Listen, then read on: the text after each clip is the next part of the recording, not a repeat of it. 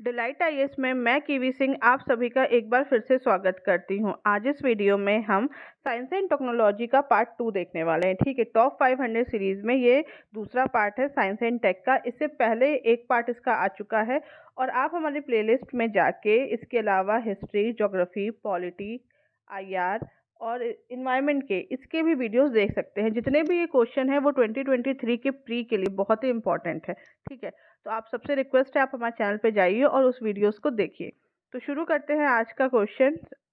आज का सबसे पहला क्वेश्चन है, किस भारतीय संस्थान ने प्रोजेक्ट प्राण के नाम से एक गहन देखभाल इकाई आईसीयू ग्रेड वेंटिलेटर विकसित किया है? आईआईएससी यानी कि भारतीय विज्ञान संस्थान, एम्स, आईआईटी दिल्ली या आईआईटी पटना? तो इसका सही ऑप्शन है क्वेश्चन आंसर नंबर 1। ठीक है, यानी कि आईएससी भारतीय विज्ञान संस्थान की इंजीनियरों की जो एक टीम थी, उन्होंने प्रोजेक्ट प्राण के नाम से आईसीयू को विकसित किया था। इस टीम ने वेंटिलेटर के प्रोटोटाइप का सफलतापूर्वक उपयोग किया और इसके साथ साथ इसका अब बिजनेस मॉडल भी शुरू करने वाले हैं। सस्ती वेंटिलेटर केवल भारत में बने और उन घटकों का प्रयोग करने का इन्होंने ये प्रयास किया है कि जो घरेलू बाजारों में आसानी से उपलब्ध हो। ठीक है, और ये भी रिकॉर्ड वाली बात है कि इन्होंने सिर्फ 35 दिन में इस वेंटिलेटर को विकसित कर दिया है। अब हम देखते हैं क्वेश्चन नंबर 2। इसरो ने जनवरी 2022 में गगनयान मिशन के तहत इस्तेमाल किए जाने वाले अपने किस इंजन के लिए 25 सेकंड की योग्यता परीक्षा सफलतापूर्वक आयोजित की? पहला विक्रम, दूसरा परम, तीसरा विकास या चौथा परामर्श? तो इसका सही ऑप्शन है तीसरा, यानी कि विकास। ठीक है, हम ये देखते हैं कि जो विकास के लिए इसरो ने ऐसा किया था कि उन्होंने अपने गगनयान मिशन के लिए इस इंजन के लिए 25 सेकंड की योग्यता परीक्षा पूर्ण सफलता इसकी आयोजित करने का प्रयास किया था। अब हम लोग देखते हैं क्वेश्चन नंबर 3। ठीक है, क्वेश्चन नंबर 3 हम देखते हैं कि भारत का पहला सुपर कंप्यूटर परम 8000 वर्ष किस में लॉन्च किया गया था? 1990, 1991, 1989, 1992?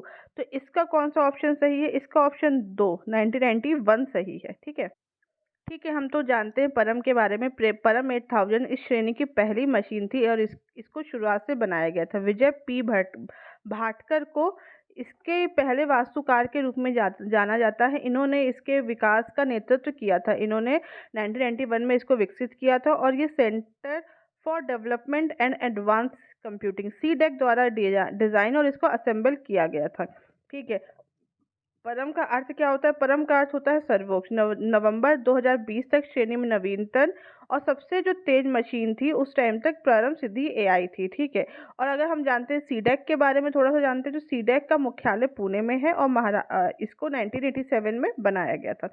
अब हम जानते हैं क्वेश्चन नंबर 4। इसमें से कौन सा कंप्यूटर वायरस नहीं है? एड्स, एना कोर्निकोवा, दूसरा ब्रेन और चौथा डॉन?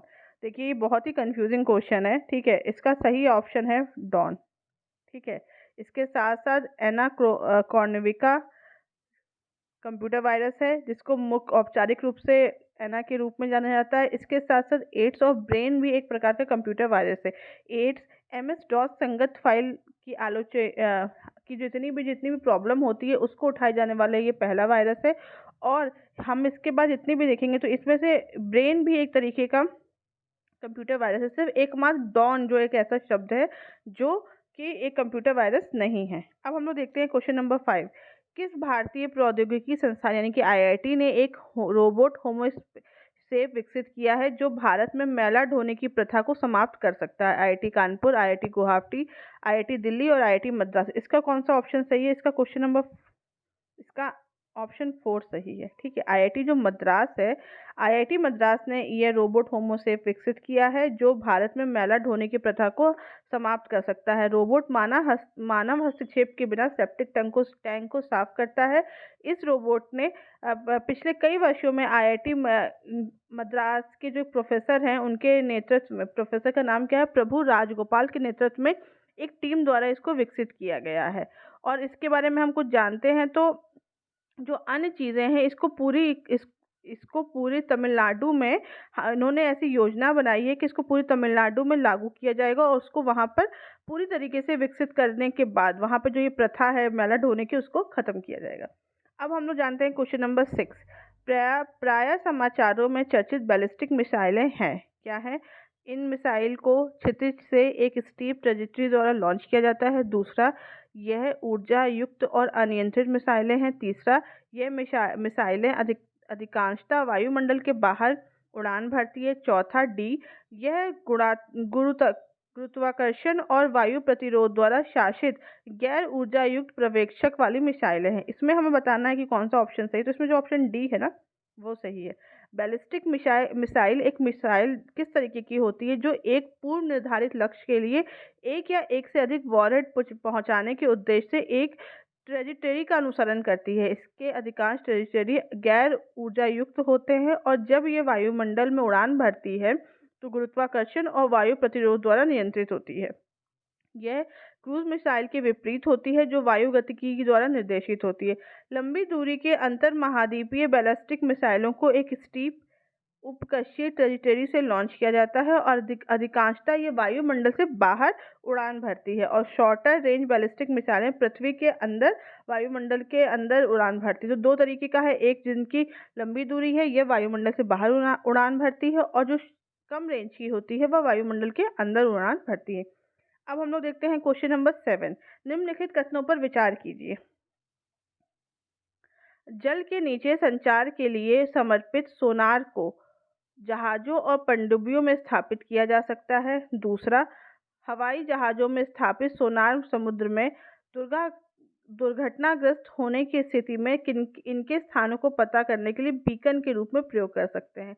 इसमें हमें बताना है कि दोनों में से कौन से कथन सही है। तो इसका ऑप्शन सी सही है। इसमें जो दोनों ही कथन है वह दोनों ही कथन सही है। सोनार एक ऐसी तकनीकी है जिसमें ध्वनि प्रसरण आमतौर पर जल के नीचे और पनडुब्बी नेविगेशन के रूप में इसका प्रयोग किया जाता है ताकि जल की सतह पर उसके नीचे वस्तुओं को नेविगेट करने और उनको संचार का पता करने का प्रयोग कर सकें। जल के नीचे संचार के लिए समर्पित सोनार को जहाजों और पनडुब्बियों में स्थापित किया जा सकता है। हवाई जहाजों में स्थापित सोनार समुद्र में दुर्घटनाग्रस्त होने की स्थिति में इनके स्थान पर पता करने के लिए बीकन के रूप में इनका प्रयोग करते हैं।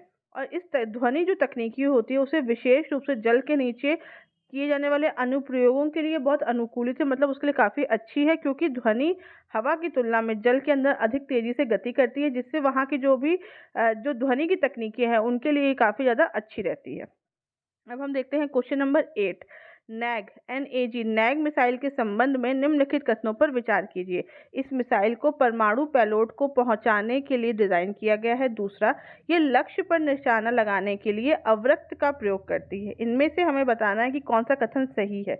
इसमें जो बी ऑप्शन है ना, जो केवल दूसरा कथन है वह सही है। नैग मिसाइल एक तीसरी पीढ़ी का एक एंटी टैंक गाइडेड मिसाइल है जो दिन और रात के दौरान दुश्मन टैंकों को प्रभावी ढंग से नष्ट कर सकता है। ये lock on before launch mode में एक इमेजिंग इंफ्रारेड का प्रयोग करती है, इसलिए इसे नैग जो मिसाइल वाहक होता है इसे NAMIA से CA, ठीक है, से लॉन्च करते हैं। ठीक है, NAMICA से लॉन्च करते हैं। जो 6 लड़ाकू मिसाइल होते हैं उनको एक साथ ले जाने में सक्षम होता है। ठीक है, तो जो नैग का मिसाइल वाहक है वह 6 लड़ाकू मिसाइलों को एक साथ ले जाने में सक्षम होता है। यह DRDO द्वारा विकसित होता है और इसकी जो रेंज है वह 500 मीटर से अधिकतम 4 किलोमीटर तक है। मतलब जो मिनिमम है वह 500 है और जो अधिकतम है वह 4 किलोमीटर है। इस तरीके से यह विकसित किया गया। अब हम देखते हैं क्वेश्चन नंबर 9। आकाश मिसाइल प्रणाली के इस बारे में निम्नलिखित कथनों पर विचार कीजिए। इसे स्वदेशी रूप से विकसित किया गया है। दूसरा, यह परमाणु समक्ष सुपरसोनिक मिसाइल है। तीसरा, इसे गहरे समुद्र और यहाँ तक कि क्षोभ मंडल की सीमा से भी लॉन्च किया जा सकता है। अब हमें बताना है कि इसमें कौन सा ऑप्शन सही है। इसका ऑप्शन ए सही है। जो पहला और दूसरा ऑप्शन है वह सही है। इसे एकीकृत निर्देशित मिसाइल विकास कार्यक्रम IGMDP के अंतर्गत DRDO द्वारा स्वदेशी रूप से विकसित किया गया है। ठीक है, तो ये पूरी तरीके से स्वदेशी रूप से विकसित है। यह ramjet rocket propulsion system RRPS द्वारा संचालित है जो मिसाइल को किसी भी अवरोध के बिना सुपरसोनिक गति से लक्ष्य को लक्षित करने के लिए सक्षम बनाता है। यह क्रूज मिसाइलों, फाइटर जेट्स, मानव रहित हवाई वाहनों को और हवा के से सतह पर मारने वाली मिसाइलों जैसे हवाई लक्ष्यों को बेअसर करने में सक्षम है। यह सतह से हवा में मारने वाली मिसाइल है। ठीक है, ये सतह से हवा में मारने वाली है, ना कि गहरे समुद्र में और सीमा तक क्षोभमंडल की सीमा तक लॉन्च किया जाने वाला। ठीक है, अब हम लोग देखते हैं क्वेश्चन नंबर 10। डीआरडीओ द्वारा विकसित लक्ष्य और निशांत क्या है? पहला बैलिस्टिक मिसाइल सिस्टम, दूसरा कॉम्बैट इंजीनियरिंग उपकरण, तीसरा नौसेना प्रणाली या चौथा मानव रहित वाहन।